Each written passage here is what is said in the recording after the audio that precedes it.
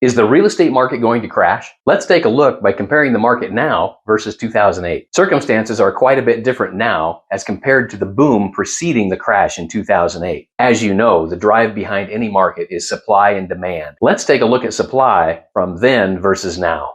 In the peak of 2007, our supply was higher than it had been in years, with almost 9 months of inventory. Compare that to now to being only around 2 months. But how is our demand? From 2005 to 2007, a frenzy of buyers, investors in particular, had a false sense of urgency to buy properties that they could not necessarily afford. Now, however, with higher interest rates, there is a lot of pent-up demand. Buyers are just chomping at the bit to be able to buy a house. What exactly caused the crash? A lot could be to blame, but the primary culprit was irresponsible lending practices.